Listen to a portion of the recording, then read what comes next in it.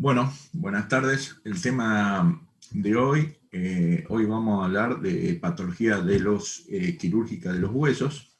Dentro de la patología quirúrgica de los huesos tenemos primero que hablar la función del hueso. O sea, la función del hueso no solo, o sea, obviamente tiene la función de sostén y la función de, junto con las articulaciones, facilitar el desplazamiento, pero los huesos también tienen función de protección, especialmente la columna vertebral, el tórax, la masa, el cráneo, ¿no es cierto?, que protege el encéfalo. Y también es un importante reservorio de distintos tipos de minerales, fundamentalmente calcio y fósforo. O sea, es el reservorio. Raúl, perdóname, no estás compartiendo la pantalla, ¿no? Ajá. Eso es. Sí, de todos modos esto era más general, pero vamos a ir poniendo... Uy, se dio acá. Acá la tengo. ¿Ahí está? No, no está. Todavía no. No, ahí no está. Ahí no está.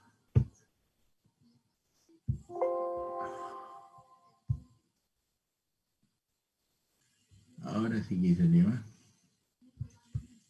La tenía preparada y se me fue. Ahora que la tengo que buscar de nuevo.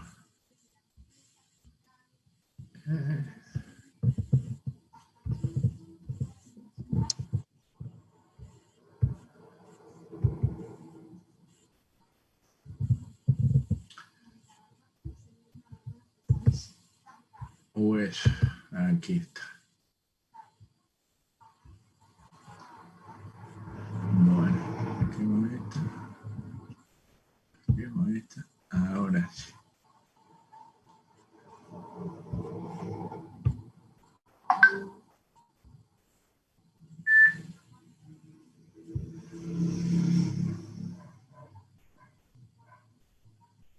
Ay, ay, ay.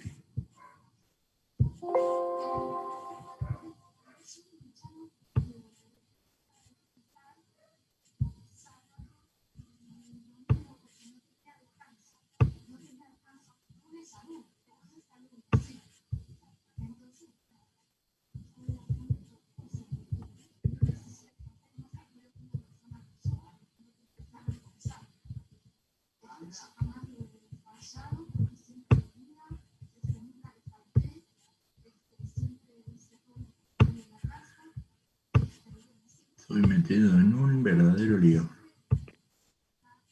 ¿Qué pasó? Y tengo el PowerPoint acá, pero se me fue. A ver acá. Se me fue la sala, vendría a ser. Tengo una tal Paula nomás G dentro de la sala, ¿será por esto? Ahí está. Muy bien. A ver, ahora. Screen. Ahora sí. ¿Ahora la ven? Nico, ¿ahora lo ven? Sí, ahora sí, profe, se ve. Bien. Ahí está. Chicos, traten, bueno, esta fue una cosa puntual, pero traten de mantener cerrados los micrófonos y video, y las consultas, recuerden, escríbanlas por el chat y se las vamos leyendo a Raúl y eso.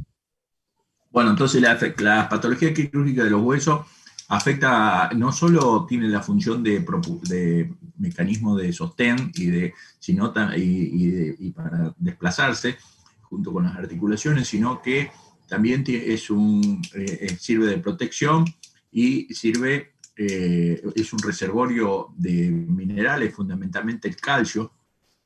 El calcio es un elemento fundamental en el organismo porque depende del calcio la coagulación. Ustedes recuerdan, dentro de los factores de la coagulación estaba el calcio óseo, el calcio iónico, perdón, que era el responsable de desencadenar para que se haga el coágulo de fibrina. Sin calcio la fibrina no coagula, entonces no se puede hacer coagulación. Sin calcio no hay contractura muscular. Sin calcio no hay neurotransmisión. Es parte de muchas hormonas, el calcio. Y también es un reservorio importante de fósforo, donde encontramos los fósforo estructural, como en los fosfolípidos, como las fosfoproteínas, las nucleoproteínas, que también tienen fósforo, y es la parte activa de innumerables enzimas, que son las responsables de la función del organismo. Por lo tanto, estas dos funciones son esenciales para la vida del individuo, y todo el reservorio de esos elementos se encuentran en el hueso. A su vez, también tienen citratos, tienen carbonatos, que son que van a trabajar, van a ser fundamentales en el metabolismo del individuo. Por eso, el nivel de la calcemia, o sea, los niveles de calcio en sangre, está regulado, es muy estricto, o sea, se moviliza en niveles muy, es una línea de casi de un pelo, no moviliza muy poquito hacia arriba y muy poquito hacia abajo, porque está regulada por varias enzimas, entre ellas la paratormona, que es producida en la glándula paratiroides, la calcitonina, que se produce en la célula C de la tiroides, la vitamina D, que es fundamental para la reabsorción del calcio intestinal y fundamentalmente para la excreción de calcio a nivel renal.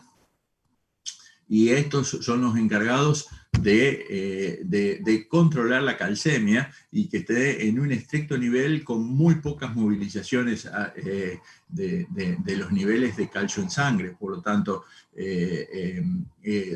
porque es muy común pensar que vamos a mejorar la calcificación del individuo a partir de la dieta, con una dieta rica en calcio, y eso es completamente equívoco. O sea, para modificar el calcio en sangre no es el mecanismo aumentar el calcio en la dieta, todo esto viene para que eso quede claro. Con respecto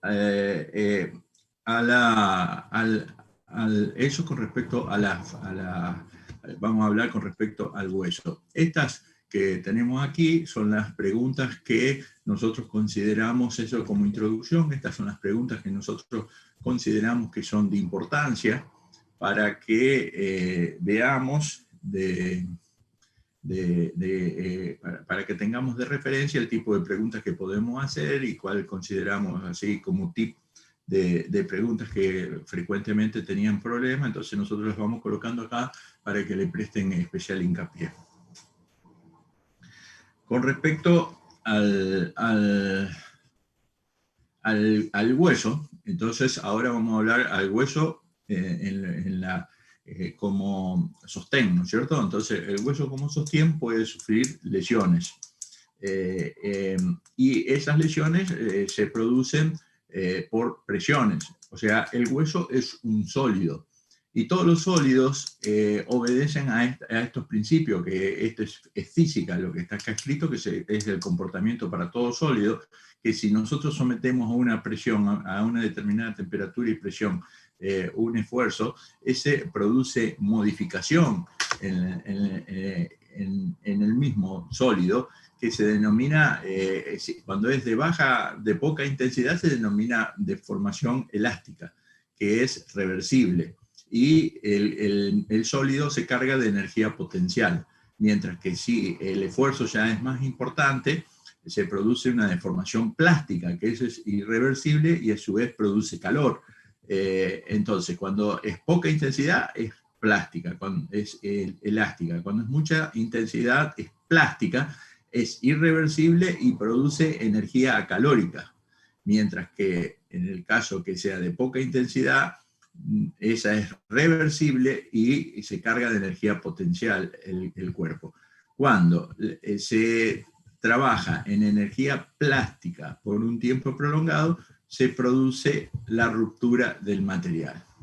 Entonces, ¿por qué? Porque es muy frecuente pensar que la mayoría de las lesiones a nivel del hueso se producen por golpes, por traumatismo, o sea, serían monotónicas.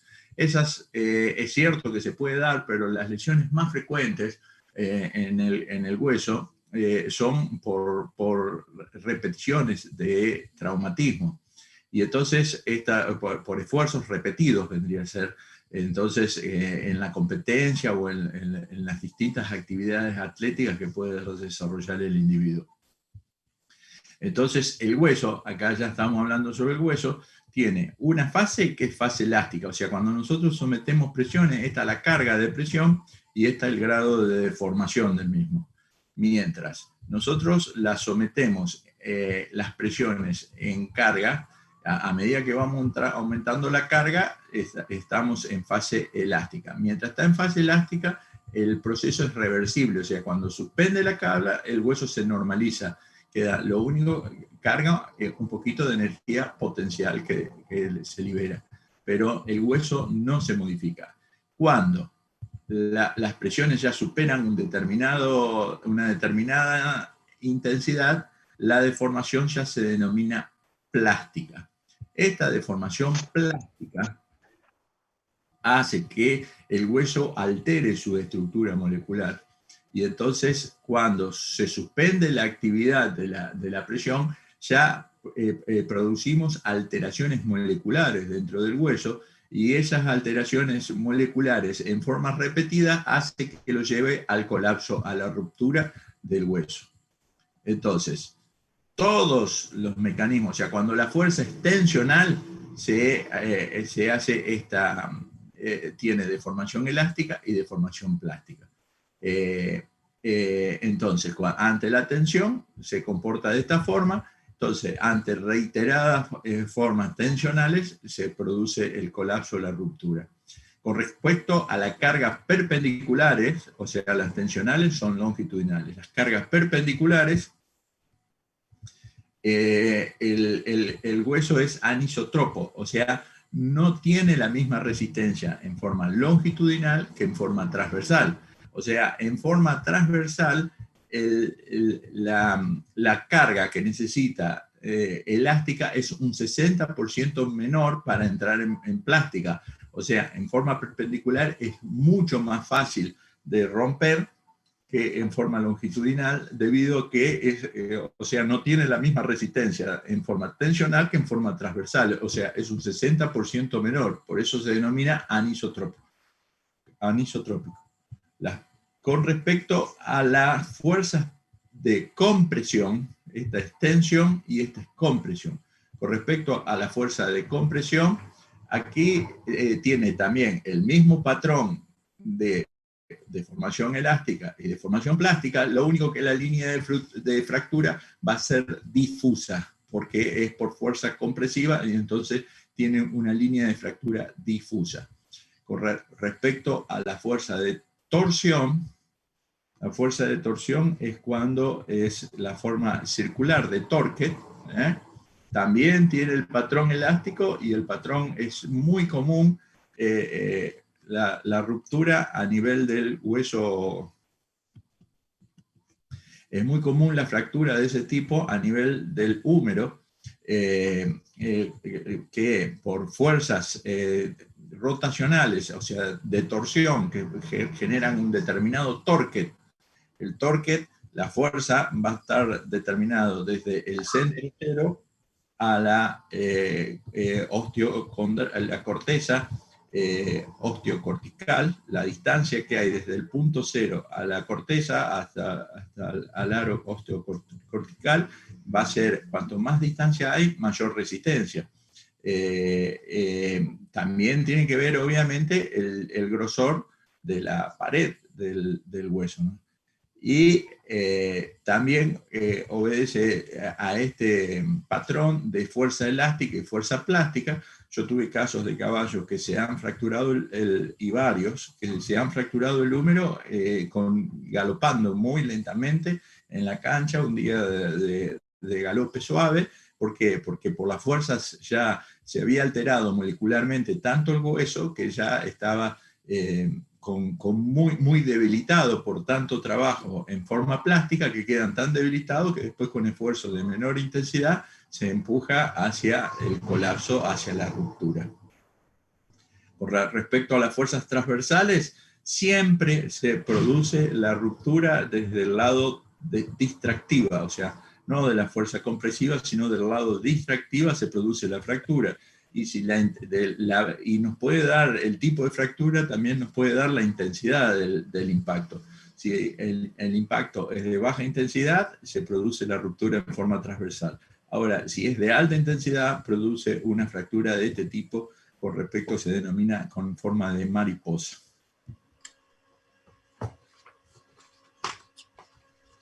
Una vez que se rompe el hueso, ahí estudiamos cómo se rompe el hueso. Nosotros puede ser por monotónica, pero lo más frecuente es por fatiga, que se denomina, es cuando trabaja en forma plástica por un tiempo prolongado.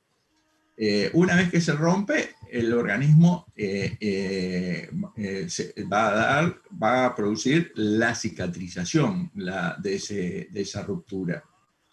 Entonces, la cicatrización hay distintos tipos. Si es una indirecta, espontánea o secundaria, o sea, esto es una fractura donde se rompió y quedaron los fragmentos separados.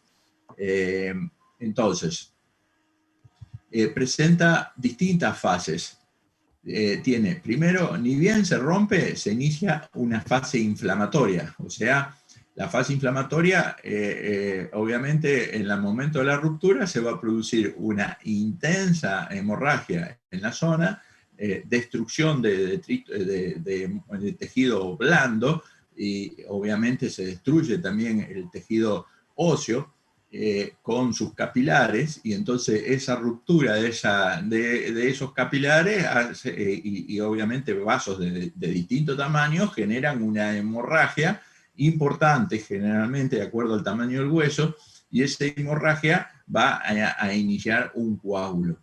Y en esa primera fase se da el coágulo y se da la liberación de mediadores de la inflamación que van a ser responsables en primer momento, si hay vasoconstricción para cohibir la hemorragia.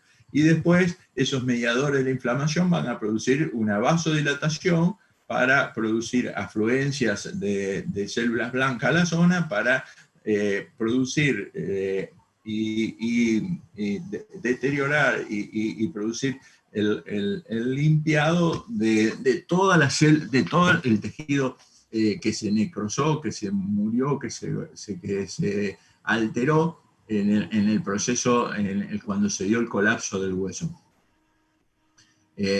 Obviamente, si quedan pequeños fragmentos, también tienen que ir disolviéndolo hasta que se reabsorban en su totalidad.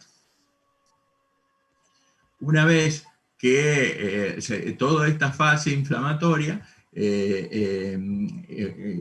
va avanzando hasta que se termina de liberar de todo ese tejido necrosado y células muertas y tejido disminuido que se alteró en el momento del colapso. Cuando esto se hace con un pH ácido, a medida que se va terminando de eliminar y se reabsorbe todo eso, se va modificando el pH, se va haciendo neutro, hasta levemente alcalino, y ahí comienza la fase reparadora, que utiliza ese coágulo, que ese coágulo estructuralmente no tiene ninguna función, o sea, no tiene función de fijar los fragmentos, sino tiene la función de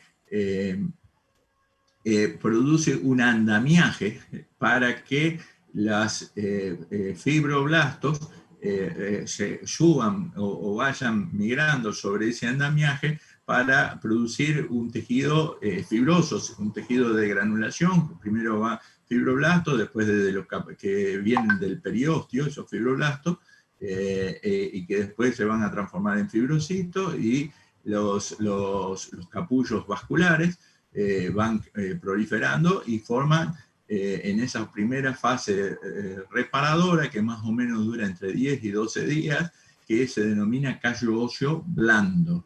O sea, primero se hace un callo óseo blando, que es literalmente tejido fibrótico. ese tejido fibrótico, con un colágeno desordenado, se produce una calcificación del mismo, y entonces, obviamente, ese tejido fibroso calcificado es como un núcleo que trata de unir los dos fragmentos óseos, como acá vemos, se deposita y son un núcleo que une los dos fragmentos, que tiene mayor volumen que el hueso, con la función de tratar, acá sí ya tenemos unidad estructural, o sea, ya con el tejido callo óseo primario, que primero es fibrótico, y después eso se calcifica y se produce el callo óseo secundario, que ya tiene depósito de calcio, pero es un calcio que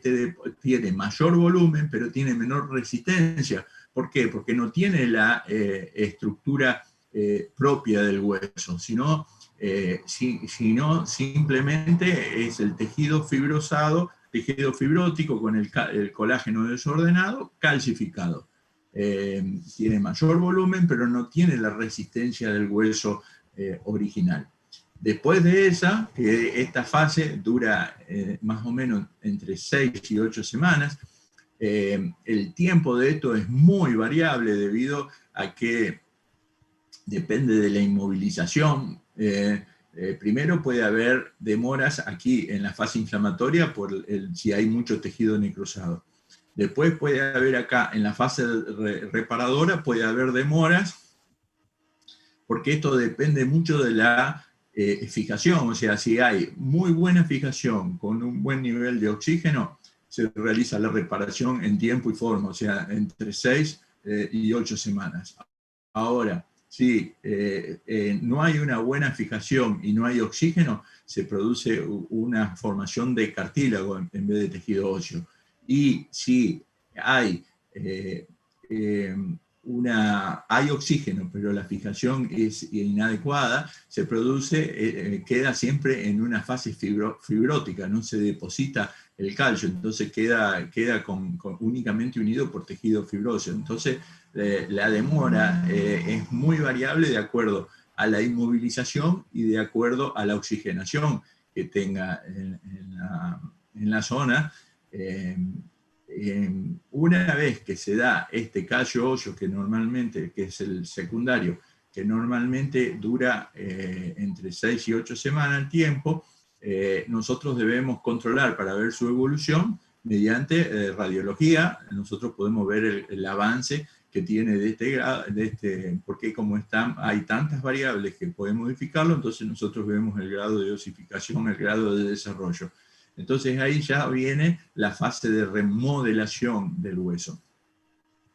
O sea, ¿en qué consiste la fase de remodelación? Una vez que se produjo este callo óseo secundario, se produce la remodelación nuevamente, que acá sí se ve estimulado por el movimiento, la remodelación ósea, y células especializadas que se denominan osteoclastos, van a ser los encargados de hacer canales dentro de ese hueso, y en el interior van a migrar los osteoblastos, que se van a transformar en osteocitos y van a restituir, y a su vez también se van a avanzar los capullos vasculares y va a restituir la estructura javeriana original del hueso. O sea, el hueso es el único tejido del organismo que cuando termina la cicatrización queda, obviamente si no hubo pérdida de tejido y demás, queda exactamente igual que el tejido original. Nosotros estudiamos piel donde se produjo una herida, la solución de continuidad que se produjo una herida, le queda una cicatriz. Aquí en el tendón pasa lo mismo y en todos los tejidos, salvo en el hueso, que nuevamente recupera la estructura javeriana. O sea, el hueso, en esta fase de remodelación, las trabéculas óseas comienzan a alinearse nuevamente y se produce la reorganización javeriana. Estos osteoclastos son capaces de avanzar por ese por el tejido óseo. Aquí vemos cómo va avanzando, aproximadamente unas 70 micras diarias, y entonces le van haciendo los canales por donde y la reestructuración de las laminillas óseas, y va a tomar la estructura haberiana con los canales de Haber, canales de Bowman, nuevamente como en la fase original.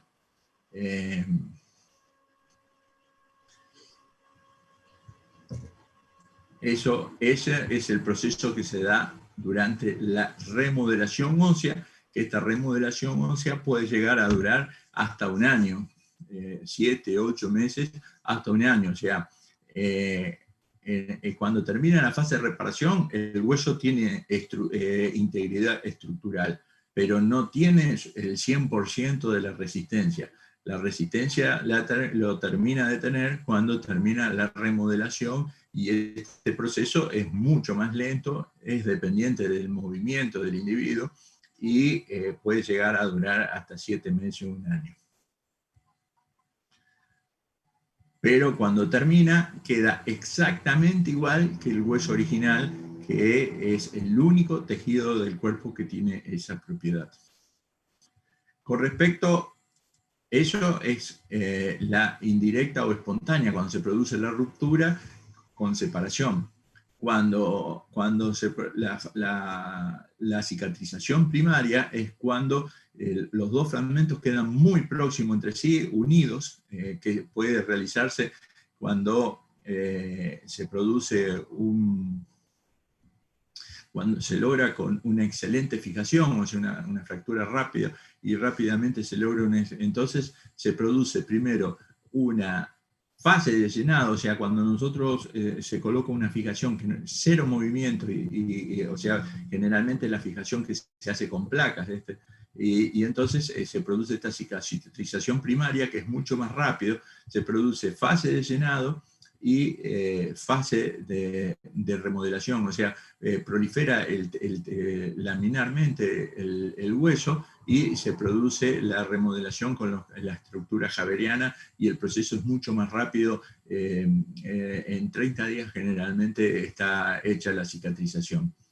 Y la cicatrización por contacto, que es el tercer punto, es cuando se produce una fisura, o sea, una ruptura incompleta. Entonces, a ese nivel también se produce el desarrollo de los canales haberianos nuevamente, rápidamente se dan sobre las laminillas, y se reorganiza sin darse todos los pasos que anteriormente vimos en el caso del segundo. ¿Qué factores influyen sobre la cicatrización?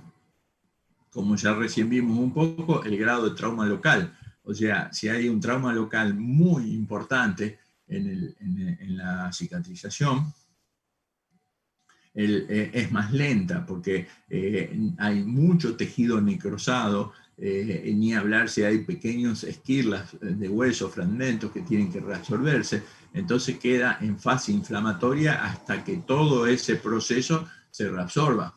Entonces, todo ese trauma hace que muera gran cantidad de tejido, y ese tejido desvitalizado tiene que reabsorberse para poder pasar a la fase regenerativa. Después, la pérdida local de hueso, eso es otro elemento, porque ese hueso tiene que generarse a partir en el coágulo, y eso demora.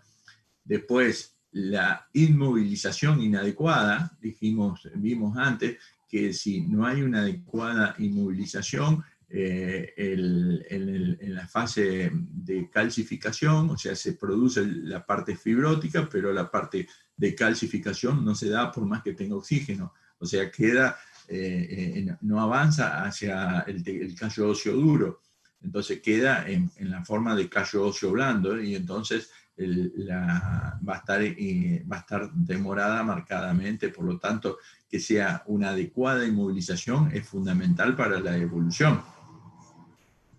El insulto, por eso, siempre es mucho mejor realizar una fijación interna que en una fijación externa, porque la fijación externa es mucho más ineficiente como inmovilización, mientras que las fijaciones internas, o sea, las quirúrgicas, son mucho más eficientes. Si no es buena en la inmovilización, se enlentece la cicatrización. El insulto quirúrgico es otro. Si nosotros en la cirugía realizamos un insulto quirúrgico muy importante, por ejemplo, la placa realiza una muy buena inmovilización, colocando una placa. O sea, la placa es una placa de acero que se coloca a los costados con los tornillos. Ya van a venir los chicos, Nico y Juan, en Pequeños Animales se lo van a describir en detalle. La placa, el insulto quirúrgico, es muy importante. Si bien la movilización es la mejor, el insulto quirúrgico es muy importante. Entonces, ¿por qué? Porque hay que separar todos los tejidos musculares y demás para poderlo aplicarse. Hay que realizar la colocación de los tornillos, la rosca y todo eso genera lesión que libera factores de la inflamación que pueden enlentecer el proceso. Y la infección postquirúrgica es otro elemento muy importante, debido a que esa infección generalmente se une a las prótesis y demás, y hace que mientras está en la infección no se modifica el pH para que los procesos cicatrizales puedan avanzar. Entonces, mientras está en la infección, queda en fase de inflamatoria y puede estar meses en ese periodo. Y entonces, por lo tanto, es algo gravísimo, y todos estos tejidos desvinilarizados están muy expuestos a infecciones, ya sean por vía hematógena o por falta, si no tiene ni hablar, si no hay una adecuada esterilización de los materiales que se van a utilizar durante la cirugía. Por lo tanto, hay que tener mucho cuidado de la posibilidad de una infección, porque si se infecta, no cicatriza. Si no se puede inmovilizar, no cicatriza. Y entonces son todos detalles que hay que tener mucho cuidado para que se evolucione este tema. Bueno, ahí vimos cómo se rompe un hueso y cómo se cicatrizan las distintas formas y qué pueden enlentecer una cicatrización del hueso. Ahora vamos a ver cómo clasificamos la fractura, porque la fractura, entonces existen estas clasificaciones, importantes que las manejemos para poder hablar con terminología y poder hablar con terminología y poder describir con precisión las distintas lesiones que presentan los huesos. Entonces nosotros, manejando esta terminología adecuadamente, podemos precisar. Entonces si nosotros tendríamos que hacer una consulta o hablar con alguien, podemos expresarnos con exactitud para que la otra persona nos entienda sin mayores problemas. El primer elemento que hay que tener en cuenta, especialmente en grandes animales, es si es cerrada o es abierta o expuesta. O sea, una fractura cerrada es cuando no se da esta clasificación es según la integridad tegumentaria, o sea, el área que cubre la zona. O sea, si la piel que se encuentra sobre la fractura está cerrada, o se ha roto la piel y entonces queda expuesto el hueso. Esto es fundamental porque cuando la fractura se hace expuesta, hay una contaminación de ese hueso, y cuando hay una contaminación del hueso, el pronóstico es completamente diferente a que si no hay contaminación. O sea, en animales, en grandes animales, en huesos largos, cuando las fracturas son abiertas, el 99,9% de las evoluciones son desfavorables. Incluso la gran mayoría indica la eutanasia, porque es casi imposible eliminar la sepsis que se genera con esa forma de fractura que queda el hueso ahí en contacto con la tierra y con todos los elementos. Por lo tanto, es muy importante dividir si es cerrada o si es abierta o expuesta. El segundo, el tamaño de la fractura, si es bifragmentaria, ¿no es cierto? Cuando está dividido en dos, trifragmentaria, plurifragmentaria, con minuta, que son pequeños fragmentitos a distancia, o esquilosa, que son fragmentos, porque con minuta es probable que se reabsorban, o la esquilosa ya es muy probablemente tengamos que ir a extraer ese fragmento, porque posiblemente sean muy grandes y se van a comportar como un cuerpo extraño y después el organismo va a tratar de eliminarlo, va a generar fístula. Entonces, de ahí la división entre conminuta, que son fragmentos muy pequeños, y esquilosa, cuando son fragmentos de mayor tamaño. Con respecto a la línea de fractura, ¿no es cierto? Pueden ser transversal, cuando la fractura es transversal al hueso, longitudinal, cuando es sagital, o sea, tiene la dirección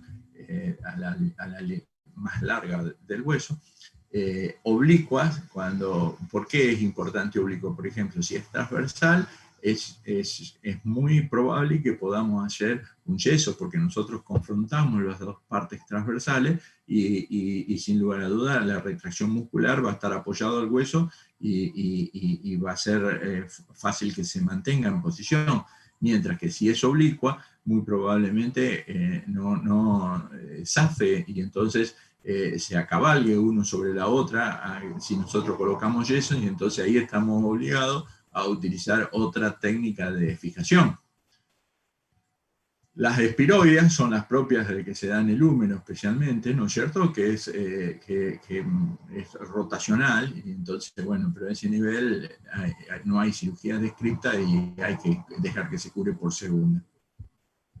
Después, el tipo de desplazamiento que tiene el fragmento, entonces es por distracción, como produce en el caso del sesamoide, donde tenemos los ligamentos sesamoides distales por debajo y el suspensorio por arriba. Cuando se produce la fractura, se producen fuerzas distractivas que llevan los fragmentos hacia arriba.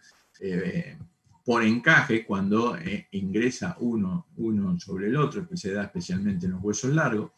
Rotacional es la típica del húmero, que produce por la fuerza de torque que recibe el hueso a ese nivel en forma periódica, y entonces por mucha fuerza, esa fuerza rotacional produce la ruptura y gira sobre sí mismo.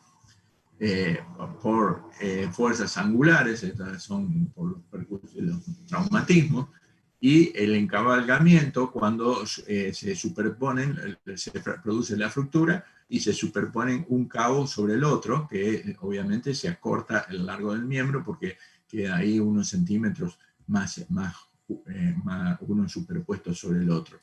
Obviamente, para realizar la fijación hay que... ¿Es liviano el tuyo? ¿Cómo? Nico, ¿me hablaste? No, acá uno que me hace sin nada que ver, perdón. Bien. ¿Quería aprovechar a responder unas preguntas o...? Dale. Pará, faltan dos y las respondemos. Falta Dale. Dentro de la clasificación. Bien. Según la localización de la línea de fractura, puede ser en la epífisis, en la diáfisis o articular.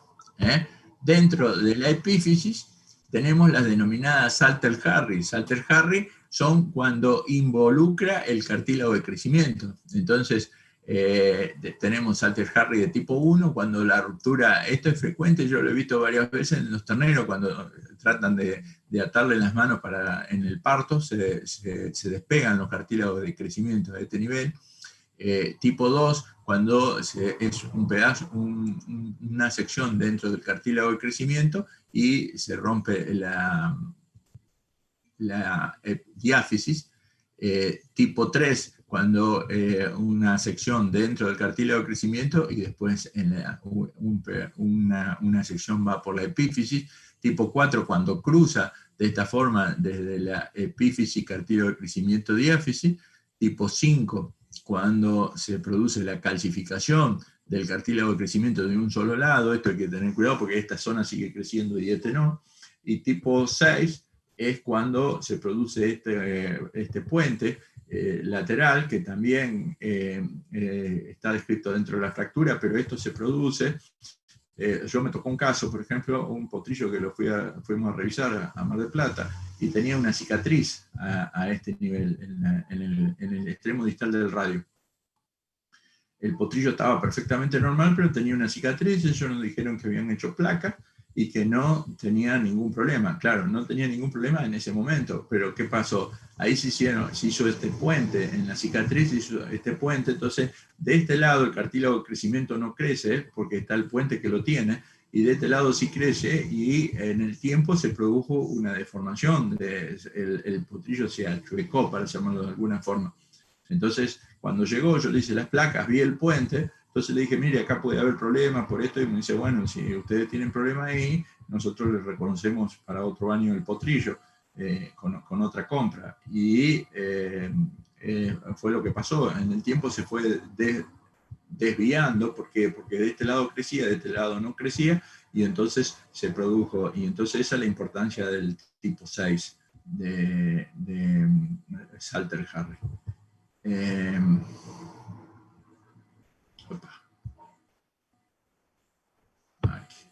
Vos, Raúl, uno, ya arranco nomás. Sí, Me falta una y ya estamos. por eso. Y después, obviamente, las diafisarias son las mayorías, las articulares cuando involucra la articulación o están dentro de la cápsula articular, que ya vamos a ver algunos ejemplos. Y después tenemos, según la extensión de la fractura, puede ser completa, cuando va de una corteza a otra, incompleta o fisura cuando involucra una sola corteza, o en tallo verde, es la típica fractura del potrillo joven o que se da en la caña, donde inicia en una corteza y termina en la misma corteza, haciendo una fractura que se denomina en un plato o brillo de reloj, que ya vamos a ver en detalle más adelante, cuando hablemos de fractura de hueso cáneo. Bueno, Nico, ¿cómo es las preguntas? Sí. ¿Me escuchás? Sí, te escucho bien. Está. No, uno si podía repetir la Salter-Harry tipo 6. Sí. Salter-Harry tipo 6 es acá, este tipo. Se produce, por ejemplo, en nuestro caso, había una herida en el extremo distal del radio. Esa herida hizo que se deposite calcio en el extremo del hueso y hace un puente a este nivel, como se ve acá. Entonces, ese puente esta es la epífisis del hueso. Ustedes recuerdan que el hueso crece a partir de sus epífisis. Entonces, ¿qué pasa? En un animal de desarrollo, si esto estaría en un animal adulto, no pasa absolutamente nada. Pero en un animal de desarrollo, esta epífisis, el hueso está creciendo, entonces crece más del otro lado, donde no está el puente, y se produce la desviación del miembro, o sea, se pone chueco con una desviación angular, se llama, generada por este tipo de lesión que se denomina Salter-Harry tipo 6. ¿Quedó claro?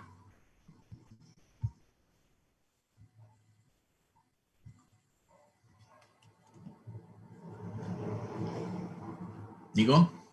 Sí, quedó claro ahí. Después, sí, para.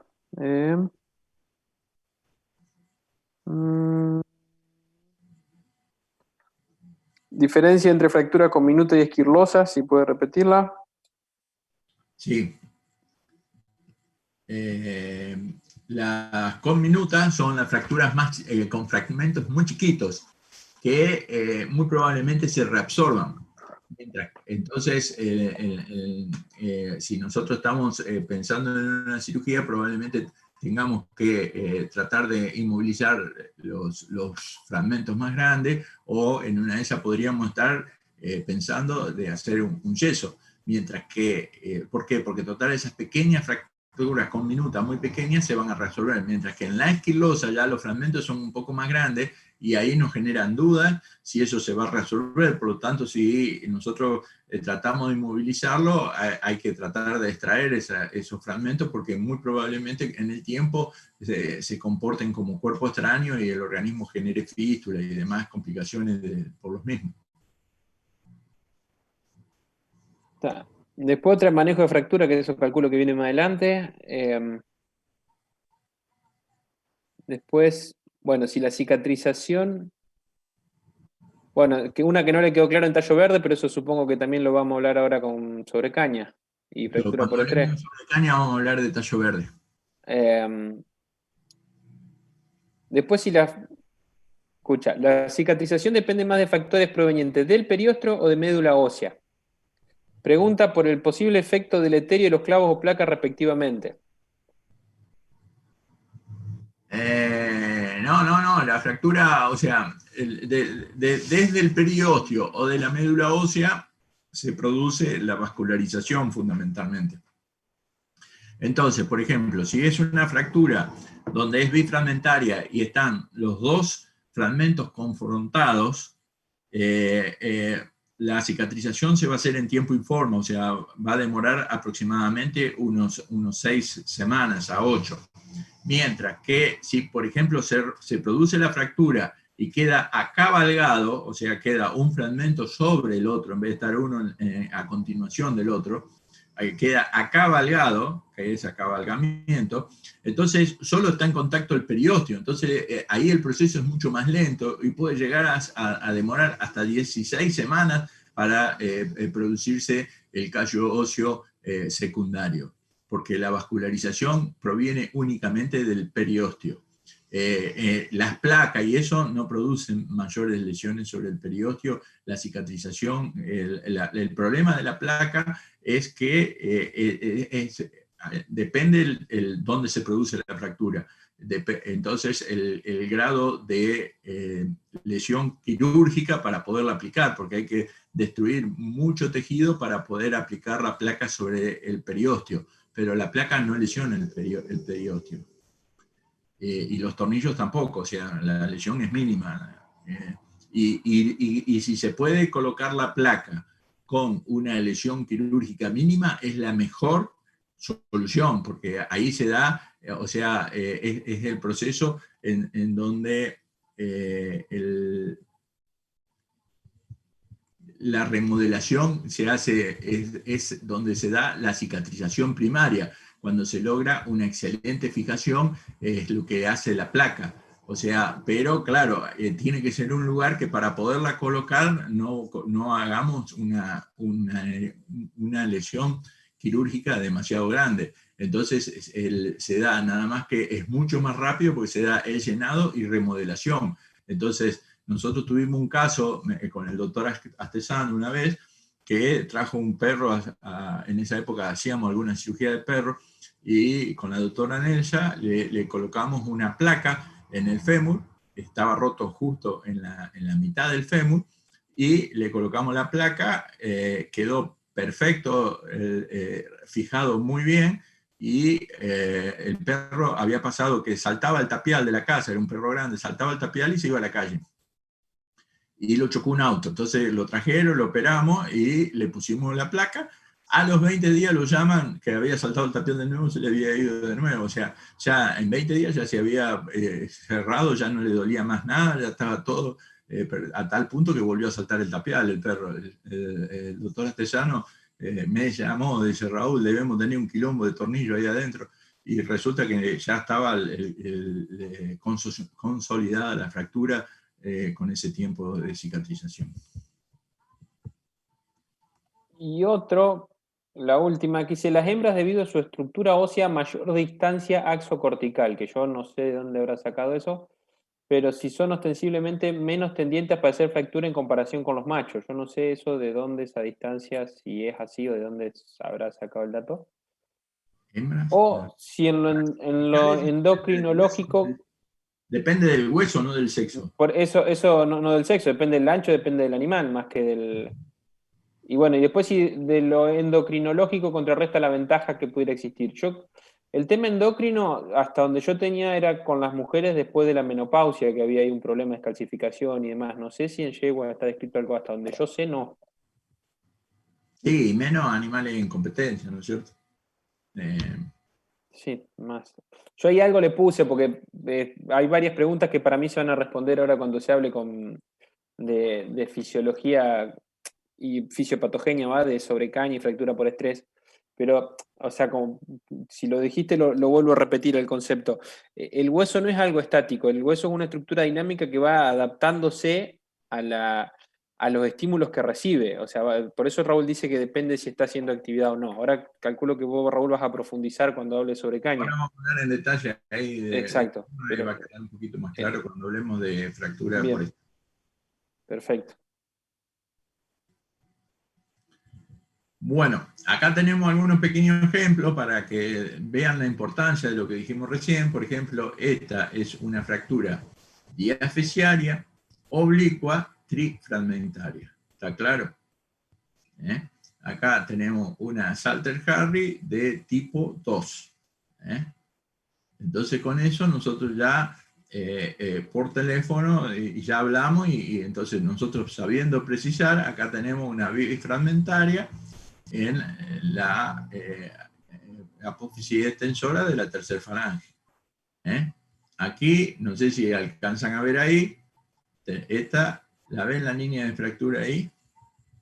Esta es una fractura articular, condilar se llama porque involucra el cóndilo, ¿no es cierto? Del extremo distal del metacarpo. Ubican el metacarpo, los dos sesamoides, y ahí ven la línea de fractura. Entonces, esta normalmente se le puede poner un tornillo para asegurarlo de este lado, pero mi experiencia, el 100% de los que yo tuve, se curan, porque como esto está tan unido, tan firme, se produce la cicatrización, como descubrimos, incluso como lo describimos recién. Se produce una cicatrización, ni siquiera, o sea, es una cicatrización muy eficiente. Yo nunca tuve problema, aunque la literatura describe la colocación del tornillo, ¿no es cierto? Esta son los dos sesamoides con bifragmentario, o sea, cada sesamoide tiene una fractura bifragmentaria. Acá podemos ver distractiva, ¿eh? ¿Por qué? Porque separó, quedó una luz acá en el medio. Obviamente el mecanismo de cicatrización, acá falta tejido, por lo tanto esto es muy probablemente no vuelva a recuperar la estructura original de este hueso. El sesamoide puede quedar como normal, pero si no hay distracción, cuando hay una fractura distractiva, acá fíjense, hay una separación de 3 milímetros por lo menos, y entonces esa separación tiene que, y obviamente todo eso enlentece el proceso y muy probablemente no quede con la resistencia original. Aquí tenemos una de sesamoide, esta es trifragmentaria, ¿eh? Una fractura trifragmentaria de sesamoide. Acá tenemos, esta, ¿qué hueso es? Esta es una segunda falange, plurifragmentaria articular, de segunda falange. Este acá no es un fragmento, ¿no es cierto? Este es el hueso navicular. Acá vista de perfil y acá vista de frente, entonces plurifragmentaria. Esta es una fractura laminar, o sea, es articular, va de una cara articular hasta la otra, y entonces involucra, por eso es laminar, y entonces acá vista de perfil y acá vista con Sky. Esto ya lo van a leer en detalle cuando den los prácticos, cómo se ve esto y cómo se toma esta placa. Entonces acá vemos el tamaño del fragmento, qué parte del hueso, este hueso es el tercer carpal, y este también, entonces la fractura podría estar involucrando las dos partes del tercer carpal o una sola. Entonces acá uno resuelve la cirugía, que acá se coloca un tornillo a este nivel. Bueno, entonces para verlo necesitamos estas dos tomas. La transversal, ahí ya vemos la fractura. Y visto en la Skyline, que se ve esta toma para ver el tamaño del fragmento y dónde está ubicado. Bueno, Eso es para que puedan ver la importancia que tiene esta clasificación, aprenderla. Entonces, ¿qué tenemos que hacer cuando hay un animal fracturado? Bueno, lo primero que tenemos que hacer, como siempre, es la evaluación general, como siempre que hay un trauma importante, ¿no es cierto? Una evaluación general, ¿por qué? Porque ese animal puede estar en shock, ya sea por el traumatismo o por el dolor, puede estar en shock. Entonces, realizar una evaluación general para determinar frecuencia cardíaca y demás, y después las mucosas, el grado de hidratación, todo para poder precisar si están entrando en shock o no están entrando en shock. Si el animal está hemodinámicamente bien, realizamos la evaluación local de la zona y bueno, debemos y obviamente tratar de disminuir el dolor en lo mayor posible porque ese dolor puede llevarlo al shock. Entonces, una vez que llegamos nosotros, ahí si nosotros vemos que es muy grave, es necesario colocar morfina, si no los manejamos con antiprostaglandina, como puede ser la fenibutazona, como puede ser el fluoxinil, neglumine, como pueden ser hay distintos fármacos para el dolor. Después debemos tratar de inmovilizarlo. ¿Por qué? Porque esa fractura que no es expuesta puede hacerse expuesta con el movimiento. Entonces, se divide el miembro en 4 zonas, desde abajo hacia arriba, y la primera zona se coloca, se hace un vendaje Robertson, que ya lo van a ver en detalle en el práctico de pequeños animales, cómo se hace ese vendaje Robertson, pero consiste en la aplicación de repetidas capas de algodón y venda Cambridge, entonces ya se el vendaje Robertson y se le interpone una placa de PVC. En la zona 1 se pone en la parte dorsal del miembro, a ver si tenemos un ejemplo, ahí tenemos, ¿ve? En la zona 1, en la parte dorsal del miembro, el PVC unido a ese Robertson, que ya lo van a ver. Si nosotros en la zona 2 y 3 se coloca desde posterior el PVC y se une, así como entonces se trata de inmovilizar de esta forma. Esto no sirve para intentar que se haga el callo óseo, pero sí sirve para evitar que esa fractura se haga expuesta en el traslado a el lugar donde se realiza la posible cirugía.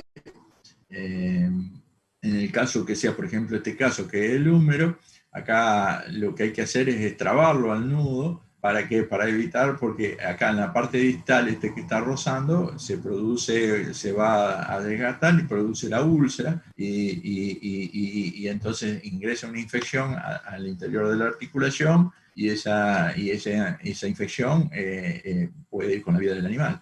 Entonces hay que ponerlo en posición y trabarle el miembro con un PVC en la parte posterior. Que vendría a ser es la zona 4, ¿no es cierto? Que acá vimos cuando hay lesiones a nivel de la zona 4, se traba aquí el miembro. En el miembro posterior de la misma forma, en la parte distal, en la parte 1 se coloca hacia adelante, en la parte 2 se coloca en posterior y en la parte 3 de lateral.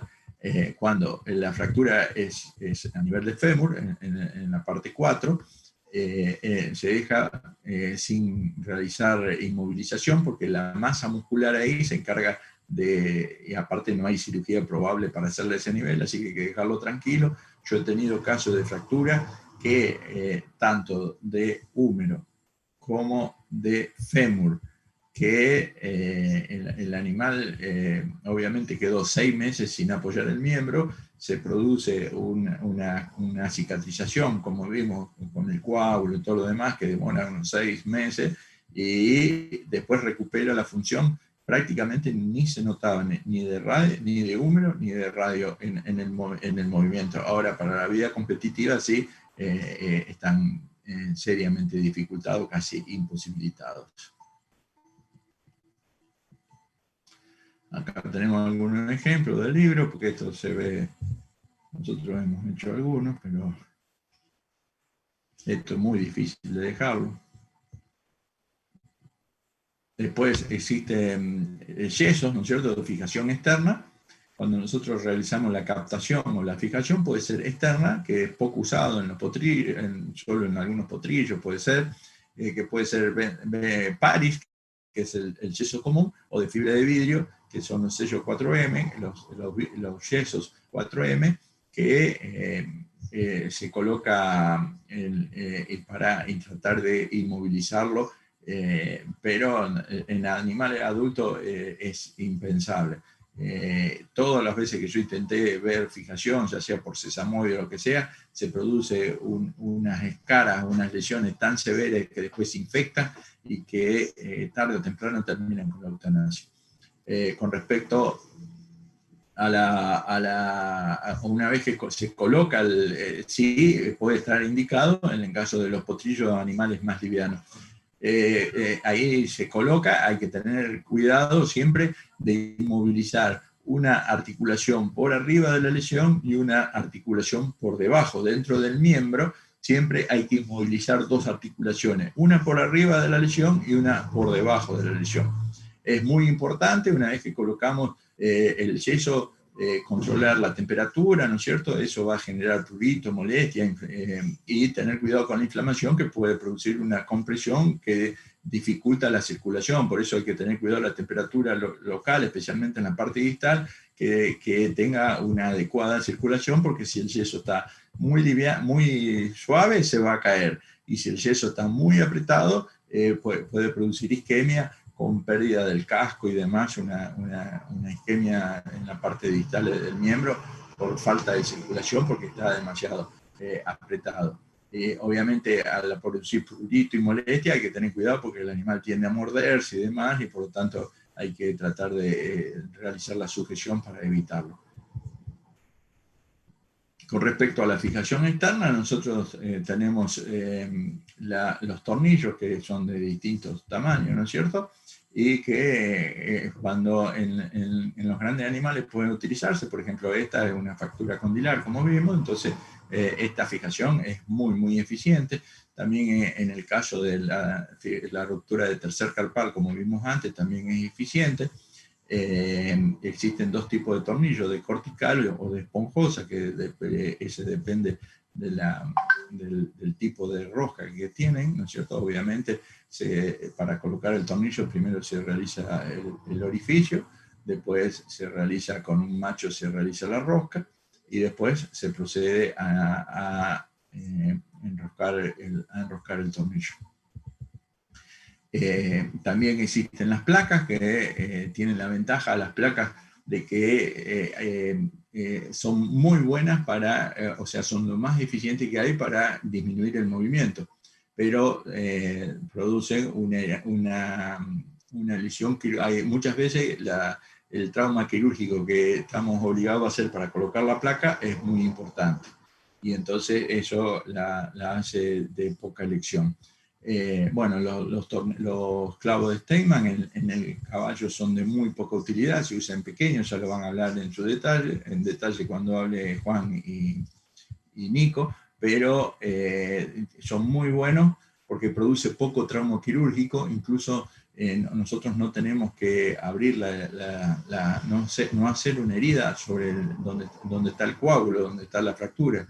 Entonces disminuye mucho los riesgos de infección, pero tiene el problema de que es muy bueno para las fijaciones angulares, pero tiene el problema que es ineficiente para las fuerzas rotacionales. Por lo tanto, tienen que ir combinados para mejorar ese efecto con un cerclage, o sea, con una sutura alámbrica. Ya lo van a ver mejor en pequeños animales. También tenemos los tutores externos, que los tutores externos se colocan unos clavos por debajo, 2 o 3 por debajo y 2 o 3 por arriba de la fractura, y con una lámina lateral, y esa lámina lateral se fija a los clavos, y entonces de esa forma los tutores externos funcionan y son muy eficientes, son de primera elección muchas veces, especialmente en pequeños animales y en potrillos también, debido a que son bastante buena fijación y tienen un insulto quirúrgico muy poco, muy escaso, y no se ingresa a nivel donde está el hematoma y donde está que es el lugar del riesgo donde hay más riesgo de infección. Entonces, estos tutores externos son de elección obviamente cuando podemos tener el animal estabulado y eso para que no se enganche eso en algún lado, se rompa. Bueno, eso con respecto a reparación de fractura. ¿Alguna pregunta, Nico? No, había unas cosas muy puntuales de fracturas sesamoide, pero digo, bastante amplio el tema como para... Está bien. Preguntaba si esas se sacaban, le dije que las del ápice, pero que pueden ser de ápice, cuerpo, base, sagitales, pero no puse a explicar más porque... no Claro, sé, me sí. parece profundizar. Sí, nosotros acá dentro de esta materia, la idea es que vayan teniendo una idea de fractura y cómo ir encarando el problema. Después, el que le interese puntualmente quinos, entonces ahí ya vamos a hablar en detalle de todos los tipos de fracturas de sesamoide y las posibles terapéuticas de cada una, ¿no es cierto? Y los pronósticos y nuestra experiencia sobre los mismos. Pero bueno, tienen que entender que la materia es muy amplia y son muchos los alumnos que probablemente le guste bovino o le guste y esos temas no le interesan. Entonces, el que le interesa que venga a los prácticos especiales, vendría a ser, y ahí le vamos a evacuar, incluso con las salidas programadas que podamos hacer, lo vamos a hablar.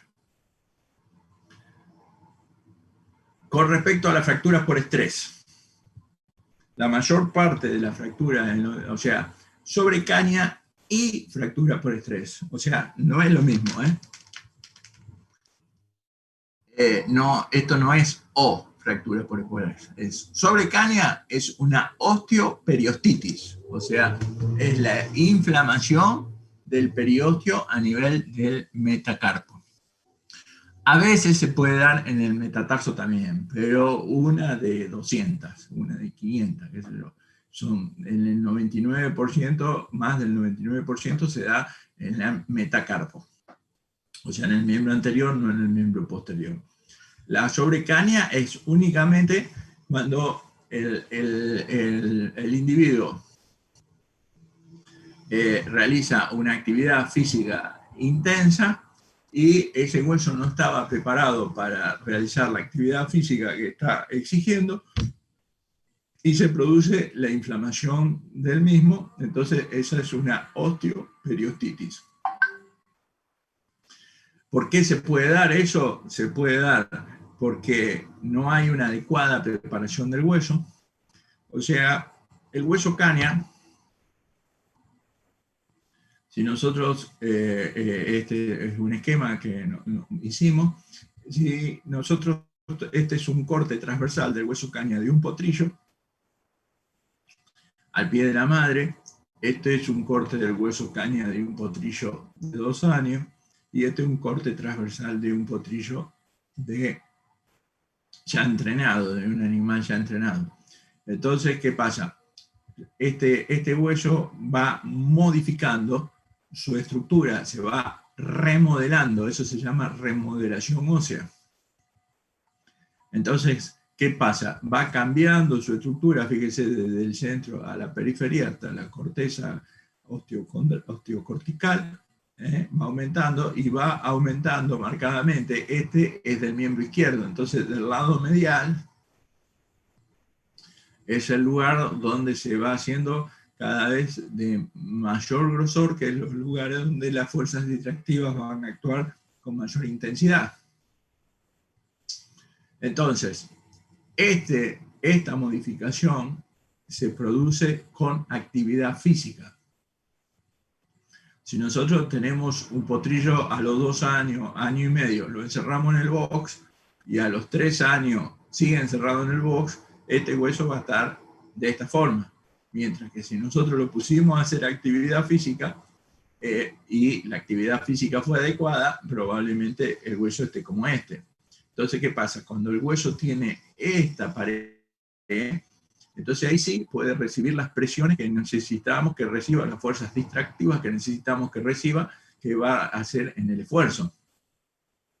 Mientras que si su remodelación fue incompleta, es muy probable que ese hueso todavía no tenga la resistencia adecuada y ante presiones de alta intensidad y larga duración se produce la inflamación de ese periósteo.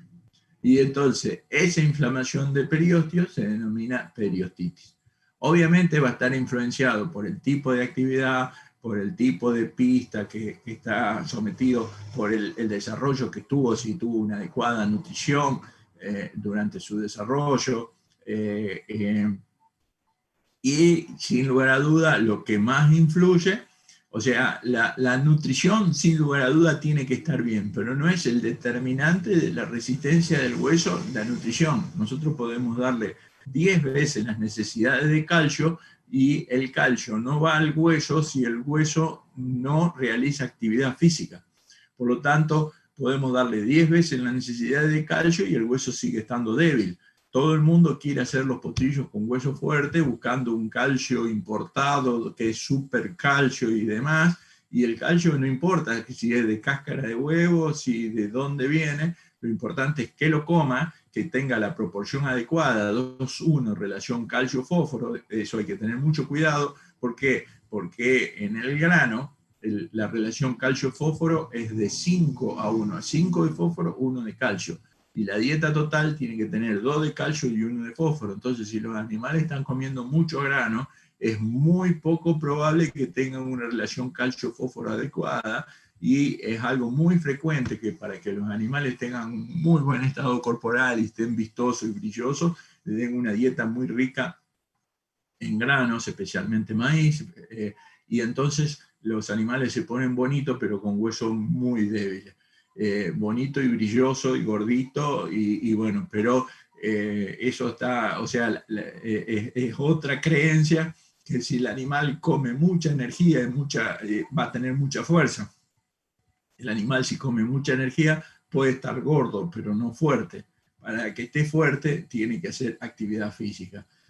O sea, la fuerza la va a tomar en el gimnasio, no en el restaurante. Entonces, ¿qué pasa?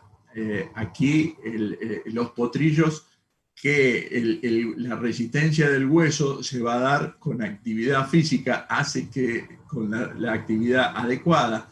¿Y cuál es la actividad adecuada? La actividad adecuada es, si nosotros hacemos mucho trabajo de poca intensidad, no es adecuado. ¿Por qué? Porque el hueso no se modifica, porque necesita determinadas presiones para que generen efecto piezoeléctrico, para que produzca esta remodelación del hueso.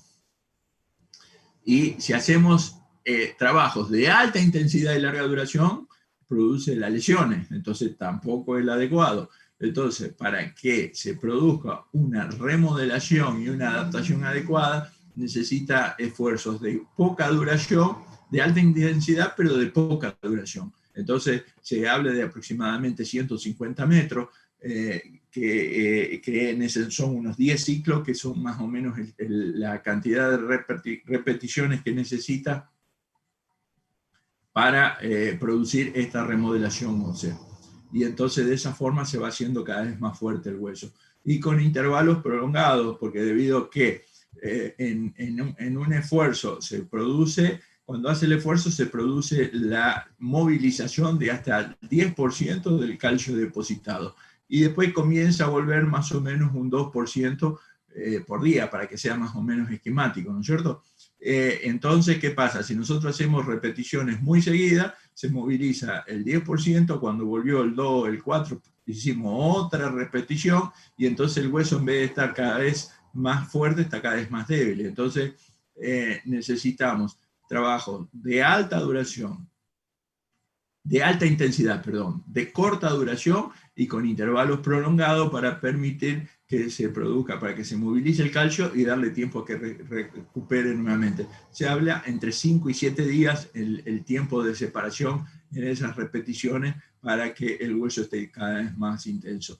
Esto nosotros lo practicamos lo hemos hecho en forma práctica varias veces, y el porcentaje de lesiones de osteitis en los primeros esfuerzos cae marcadamente cuando se hace el trabajo previo de preparación del hueso, y que aparte es completamente fisiológico. Si ese potrillo, que nosotros lo tenemos en voz comiendo mucho grano, estuviera suelto en el campo comiendo pasto, y él suelto en el campo retosa, pero cuando él retosa hace piques, y él no corre 500 metros ni 1000 metros, él hace piques de 150, 200 metros máximo, y ya comienza a trotar nuevamente, y después realiza otro pique nuevamente, y entonces de esa forma él es como fisiológicamente, naturalmente, está realizando la remodelación de su hueso. Cuando nosotros a ese potrillo lo metemos adentro de un box, entonces ahí estamos quitándole la posibilidad, porque ahí no tiene posibilidad de realizar la actividad física suficiente para capacitar ese hueso para que pueda recibir las próximas esfuerzos. Entonces, cuando el esfuerzo es muy exagerado, se produce la fractura, o sea, un esfuerzo de mucha intensidad y de muy larga duración, se produce la fractura del hueso cáneo.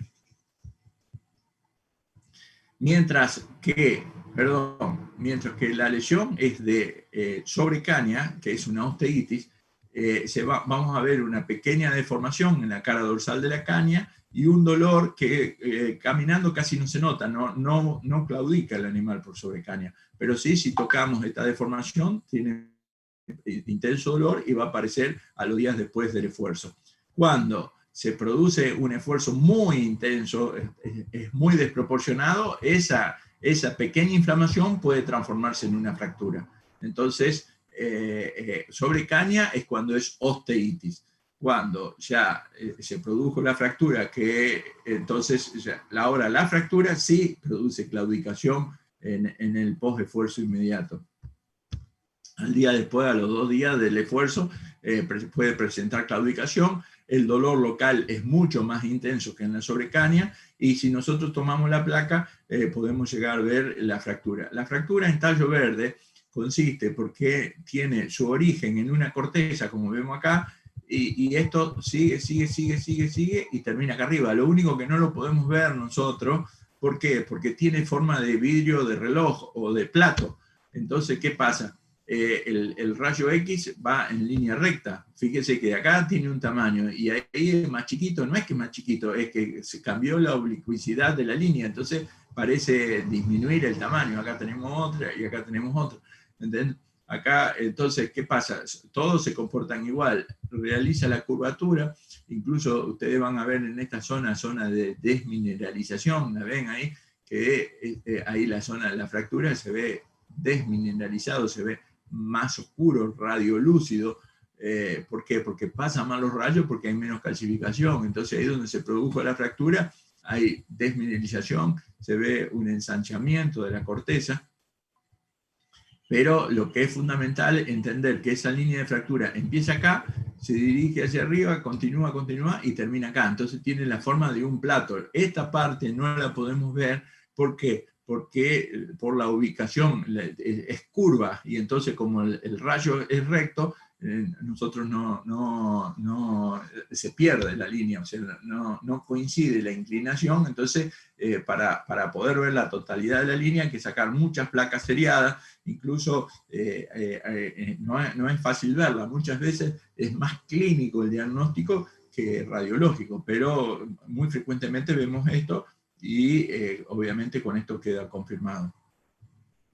Una fractura de este tipo va a producir intensísimo dolor, se produce después de un esfuerzo. Acá podemos ver esa zona que se produce una amplia, importante modificación en la cara dorsal, una hinchazón en la zona, y si tocamos ahí, un intensísimo dolor. El animal se niega, no quiere que lo toque. Cuando lo toca, se levanta en 2 miembros. Es muy intenso dolor local. El tratamiento en estos casos, cuando la fractura es pequeña, puede realizarse un raspado periosteal.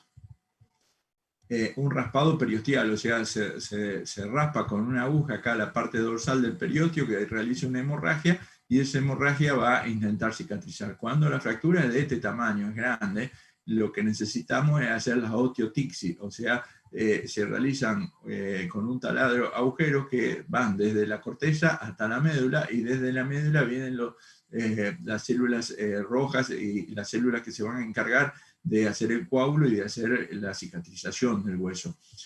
La corteza tiende a no cicatrizar porque la vascularización es muy escasa, y entonces la hemorragia es escasa. Entonces, con esta osteotixis se facilita la cicatrización, y muchos animales que tienen este tipo de fractura, la fractura persiste porque la cicatrización es incompleta, mejora, se le va el dolor, cuando hace fuerza vuelve a aparecer la lesión, y así. Yo tuve caballos de 5 años que todavía le estaba doliendo la caña, cuando le hicimos la osteotixis a los 30 días desapareció para siempre.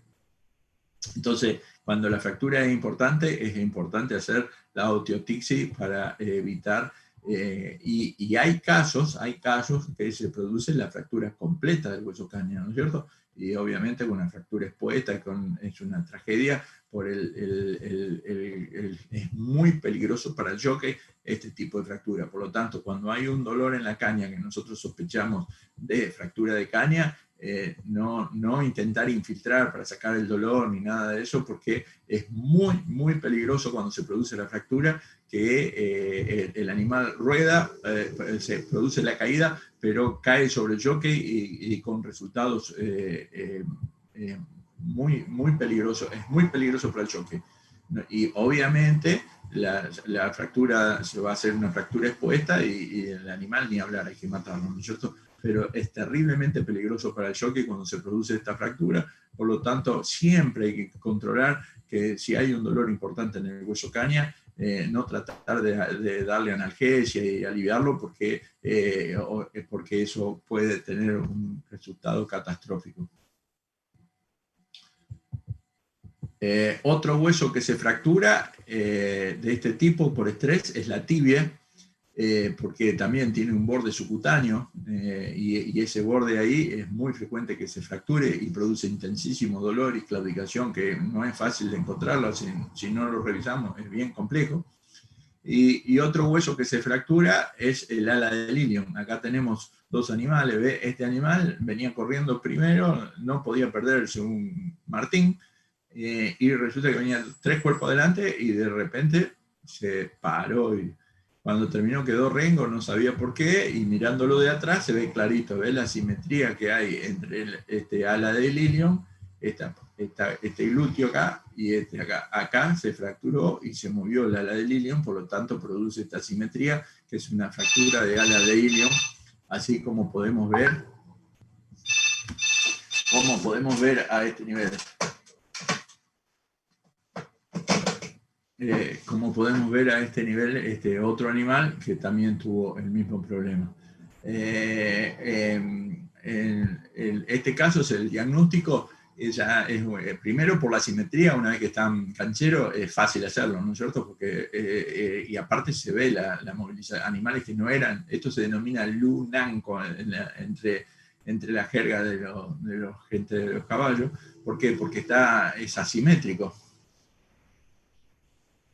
Fíjese la simetría que hay, está perfectamente parado, y este es mucho más alto. Entonces esto se denomina, la punta acá, la tuberosidad coxal, está mucho más cerca de la tuberosidad sacra de este lado que de este otro lado. ¿Por qué? Porque se fracturó y se movió hacia adentro. Entonces esa fractura se produce espontánea, se produce en la carrera, y también es una fractura por estrés.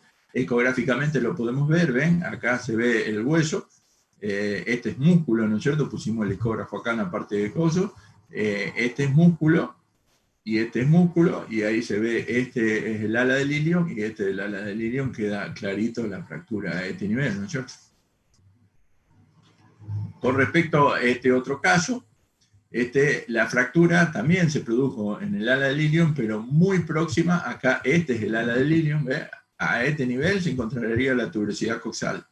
Y este es otro caso, no es el de recién, la ecografía del que vimos ahí. Este es otro caso en donde lo único que vamos a ver es una diferencia a nivel de la altura de las tuberosidades sacras. Esta es la tuberosidad sacra del ilion.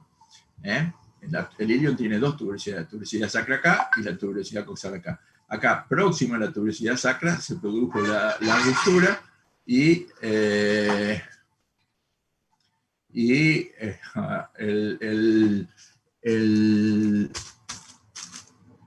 próximo a la tuberosidad sacra, decirle que me espere 10 minutos, que estoy en clase. Próximo a la tuberosidad sacra se produjo la ruptura y próximo... Y entonces acá vemos, este es el lado sano, el homólogo sano, y este es el lado donde se produjo la fractura. Acá lo único que vamos a ver son la diferencia en altura entre las dos tuberosidades sacras. Es otro lugar donde frecuentemente se da. El tratamiento de esto hay que dejarlo, se cura por segunda intención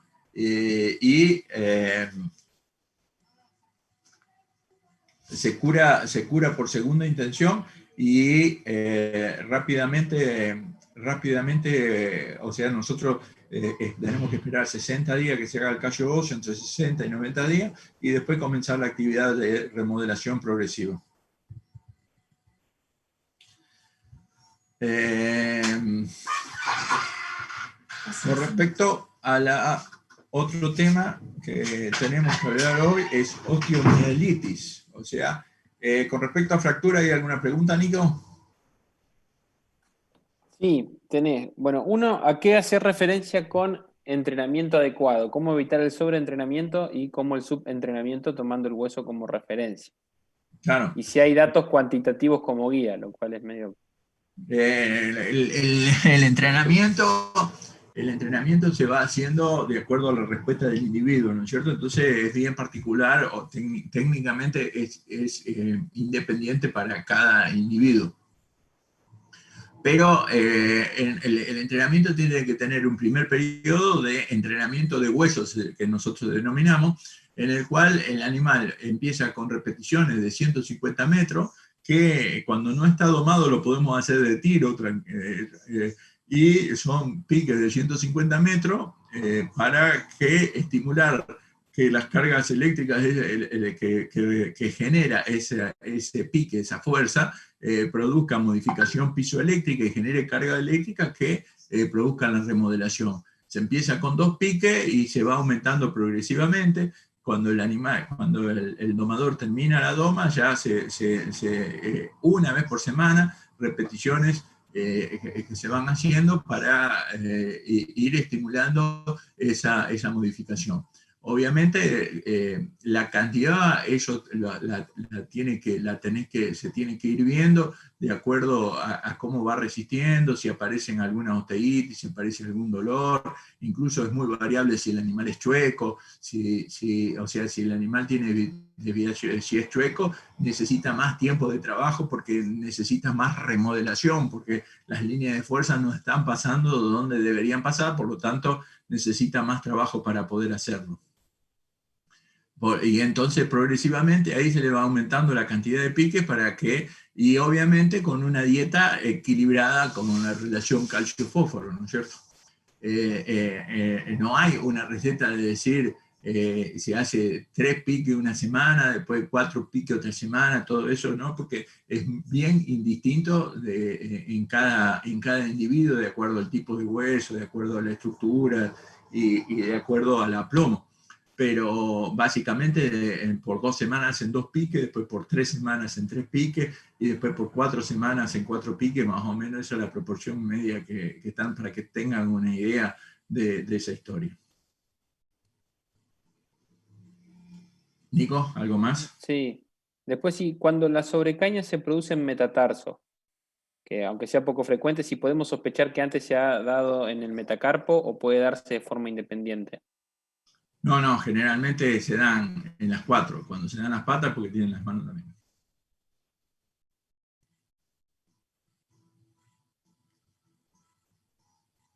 Es casi imposible que se den en las patas solas porque por lo que ya le describió Nico en el práctico, el miembro posterior recibe la sobrecaña es por presión, es de apoyo. Y en los miembros posteriores la presión es mucho menor que en los anteriores. Por lo tanto, cuando aparecen los miembros posteriores, porque los anteriores es más grande, normalmente es así. Sí, igual no quita que a veces haya fractura por estrés como hacía en el ilio o en la tibia y las cañas no tengan problema, ¿no? Guarda que Ah, a sí, veces sí, sí. puede. Esa es otra historia, ¿eh? Estamos hablando de osteoitis. Fractura por estrés puede darse exclusivamente en la tibia o en el ilion y no tener nada en las cañas, eso sí. Bueno, después otro, ¿en cuánto tiempo se pierde el acondicionamiento óseo de un animal de alta competencia si es que hay que frenarlo o sea, si hay que darle reposo por algo? ¿En cuánto tiempo? No entendí. Ah, Sería como en cuánto tiempo pierde esa adaptación que hizo el hueso a. no, sí. Por ejemplo, no es raro que un animal que lo tengas que parar un año, y así tenga 5 años, cuando inicia por alguna lesión importante en algún lado, que no es común, pero por ahí hay algunos cuidadores que lo hacen, es muy probable que aparezca una lesión de sobrecaña a los 5 años. ¿Por qué? Porque ese hueso, tanto tiempo con poca actividad, pero normalmente cuando hasta 2 o 3 meses no hay problema, pero de ahí para adelante sí habría que reiniciar un trabajo, pero de todos modos siempre la actividad después de un parate tan importante es bien progresivo y generalmente es poco frecuente, pero puede darse. Hay casos de aparecer sobrecaña con animales de 5 años porque no se dio la progresión adecuada, ¿no es cierto? Después, el tipo de trabajo ese para evitar sobrecaña de alta duración, alta intensidad y corta duración, perdón. ¿Se debería realizar en todos los equinos independientemente de la disciplina deportiva a la que luego se utilizan? Sí, en principio para realizar un buen estrato, porque ¿qué pasa? La caña, si bien no en todas las disciplinas son frecuentes la sobrecaña, pero la caña no es que la lesión es de la caña, yo siempre digo, es la luz roja que te está explicando, te está avisando, es la forma que te está avisando el animal que ese hueso no está preparado para hacer lo que estamos pidiendo que haga, por eso se inflamó, pero el carpo tampoco está en condiciones, el sesamoide tampoco está en condiciones, por lo tanto, en todas las disciplinas sería importante hacer un entrenamiento del hueso previo a hacer trabajos de alta intensidad. Después otra, ¿cómo rehabilitar hueso, músculo y tendones en caso de verse afectadas las tres estructuras? Teniendo en cuenta que son tejidos disímiles en reparación, irrigación, inervación, etc. El tema es que si tenía afectadas las tres estructuras, esto estamos bastante complicados. Hay que buscar otro. Sí, tenía una lesión ya, te lo chocó un auto, algo de eso. De todos modos, sí, bueno, hay un trabajo, hay una charla del tendón que, o sea, todos se entrenan con trabajos progresivos, o sea, pero hay que hacerlo bien progresivo. Si tenemos múltiples lesiones es porque la progresión no fue la adecuada. Porque todos se entrenan prácticamente de la misma forma, tanto el músculo como el hueso, como el tendón. Eh, eh, por ejemplo, el tendón se entrena haciendo pliometría. Hay un trabajo, hay una charla mía de pliometría que la pueden ver en internet. Entonces, el estímulo repetitivo de alta intensidad va produciendo modificaciones en el tendón, va produciendo modificaciones en el músculo y va produciendo modificaciones en el hueso. O sea, todos van a ir mejorando haciendo trabajos repetidos, pero siempre hay que tener cuidado de hacerlo bien progresivo y de menor a mayor y teniendo los controles adecuados, ¿no es cierto? Todo eso es una charla que es exclusivo para eso, nada más, pero cómo entrenarlo al individuo. Pero básicamente con repeticiones de alta intensidad y esas repeticiones no son a máxima velocidad, sino es alta intensidad y baja y corta duración. O sea, no necesita hacer un pique a máxima velocidad para que entrene el hueso. Y entonces con esas repeticiones se entrena el tendón y se entrena el músculo también. Y progresivamente se va a ir avanzando, obviamente, ¿no es cierto? Bueno, en el caso de un lunanco, que debe ser, dice Sí, que mientras esperan los 60, 90 días para que se forme el callo, o sea, en las fracturas por sí, delirium, ¿el animal queda en reposo absoluto? Eso es lo que no. sí, sí. El animal queda dentro del box moviendo. ¿Por qué? Porque todo ese movimiento que hace, aunque sea mínimo, enlentece la cicatrización. Entonces, por ahí el animal nosotros lo dejamos suelto, por ahí él está sin dolor, retosa o ve correr otro animal, él intenta hacer un pique y todo eso es contraproducente para la cicatrización como vimos antes. Entonces, todo ese movimiento está contraindicado para la evolución, y no solo para la evolución, sino para el tamaño final del callo óseo, porque ese callo óseo que se estaba haciendo y se movió y se rompió, y sobre ese se hace un callo óseo más grande, y todo eso puede traer después enlentecimiento y problemas sobre la cicatrización final del hueso. Estaríamos. ¿Estamos listos? Bueno, vamos con el último tema de hoy, que estamos medio ajustaditos con el tiempo, pero vamos a hablar de osteomielitis. O sea, osteomielitis es la inflamación del hueso, que la podemos dividir en osteitis o osteoperiostitis, o sea, únicamente cuando involucra la corteza, como acá vemos el hueso, ¿ve? Y acá la corteza del hueso, y ese hueso se ve afectado únicamente la corteza. Entonces, es osteitis o osteoperiostitis. Y osteomielitis es cuando afecta corteza y médula. Entonces, con respecto a la osteoperiostitis, es cuando el individuo se involucra solo la corteza. Generalmente se produce por una lesión traumática, o sea, un traumatismo lesionó piel y lesionó la corteza y produjo un desprendimiento, incluso la infección del mismo, pero el organismo le produce una reacción de tejido de granulación que separa ese fragmento, y ese fragmento se comporta como una esquirla. Entonces se suelta ese fragmento y queda la piel, ¿no es cierto? Y el fragmento. Nosotros clínicamente vamos a ver una fístula, porque ahí seguramente donde se produjo el traumatismo va a haber una herida, y esa herida supura y supura y supura, y y tratan de poner esto y aquello y yodo para intentar solucionar el problema de que esa herida no cierra. Y esa herida no cierra, ¿por qué? Porque en el interior, si nosotros hacemos una placa, vamos a ver la línea de fractura y vamos a ver una zona fuertemente desmineralizada, radiolúcida, como se ve acá, que pierden hasta el 40, el 50% del calcio por la inflamación persistente que tiene. Y entonces, pero ¿qué pasa? El organismo le hizo una capa de tejido de granulación que lo divide, y entonces ese fragmento se está comportando como un cuerpo extraño, y entonces por eso se mantiene la supuración. Entonces la solución para solucionar esa fístula es quirúrgica. Obviamente se abre piel, se saca ese fragmentito que está generalmente suelto, sale muy fácil, y se sutura piel y se desinfecta bien, se lava y rápidamente se soluciona el problema. Acá no es séptico el problema. Aquí el problema es que el fragmento ese se comporta. ¿Por qué? Porque el organismo tuvo la posibilidad de hacer tejido de granulación ahí a ese nivel en el hueso, y ese tejido de granulación es muy eficiente, como vimos en piel, para aislarlo de la sepsis, y entonces queda el hueso, que se comporta como un cuerpo extraño y que es el que va manteniendo, el organismo reacciona, produce supuración, porque está tratando de disolverlo, tratando de eliminar y no puede, y entonces la solución es, obviamente, confirmamos el diagnóstico con una placa y quirúrgicamente lo extraemos muy fácilmente, el pronóstico generalmente es benigno. Distinto es el caso de la osteomielitis.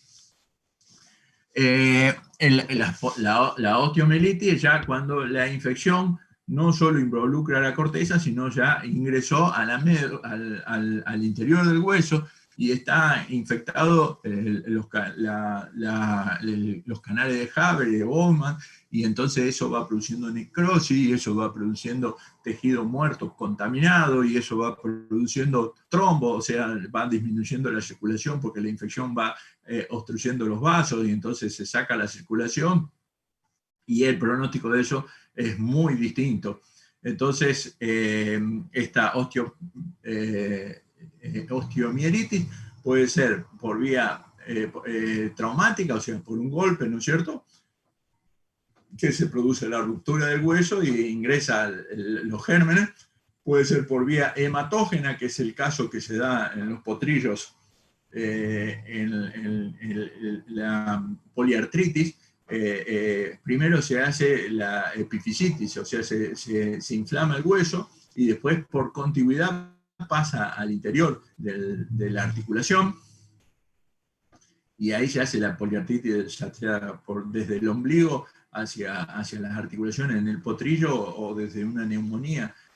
¿Por qué? Porque a nivel del cartílago de crecimiento, donde hay una gran circulación, y entonces es muy probable que los gérmenes, debido a la gran circulación, por el gran crecimiento que tiene a ese nivel, produzca la contaminación del hueso a ese nivel y después de ahí pase a la articulación. Eso generalmente es Escherichia coli, Streptococcus X, Rhodococcus, son los gérmenes que habitualmente pueden producir esta osteitis hematógena. Y después la iatrogénica es cuando se realiza la cirugía y